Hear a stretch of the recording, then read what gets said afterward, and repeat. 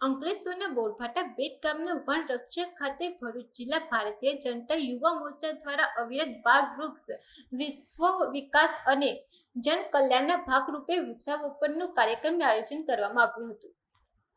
દેશના વડાપ્રધાન નરેન્દ્ર મોદી સરકારના અવિરત 12 વર્ષ વિશ્વાસ વિકાસ અને જનકલ્યાણના ભાગરૂપે ભરૂચ જિલ્લા ભારતીય જનતા યુવા મોરચા દ્વારા અંકલેશ્વર તાલુકાના બોરભાટા બેટ ગામના વનરક્ષક ખાતે વૃક્ષારોપણ કાર્યક્રમ યોજાયો। વૃક્ષારોપણ કાર્યક્રમમાં ભરૂચ જિલ્લા યુવા મોરચાના પ્રભારી યશ ગોરાણી અને જિલ્લા યુવા પ્રમુખ શક્તિસિંહ પરમાર ઉપસ્થિત રહ્યા હતા અને વૃક્ષારોપણ કર્યું હતું।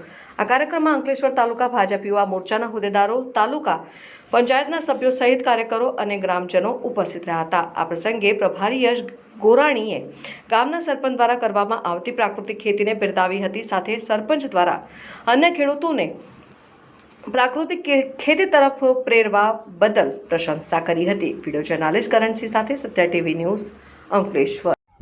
આજરોજ અંકલેશ્વર તાલુકાના બેટભાટા ગામ ખાતે ગુજરાત યુવા મોરચાના વૃક્ષારોપણ કાર્યક્રમ અંતર્ગત ભરૂચ જિલ્લા યુવા મોરચાની ટીમ દ્વારા અત્રે વન વિભાગ દ્વારા જે સ્થળ નક્કી કરવામાં આવ્યું હતું ત્યાં વૃક્ષારોપણનો કાર્યક્રમ કરવામાં આવ્યો છે।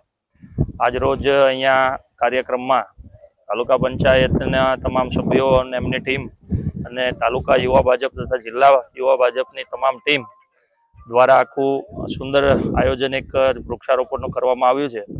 અહીં ગામના જે સરપંચ છે એ સરપંચની જે પ્રાકૃતિક ખેતી અંગેની જે એક પહેલ છે તે પહેલ આખી વિગતવાર તમને વાત કરું તો સરપંચશ્રી દ્વારા એમના ખેતરની અંદર આશરે 19 થી 20 જેટલા ફળોની ખેતી એ પ્રાકૃતિક ખેતી કરે છે અને એ પ્રાકૃતિક ખેતી અંગેની માહિતી એમના ગામના તમામ ખેડૂતોને આપીને આશરે 70 થી 80 જેટલા ખેડૂતોને એમને પ્રાકૃતિક ખેતી કરવા માટે આગળ પ્રેરિત કર્યા છે।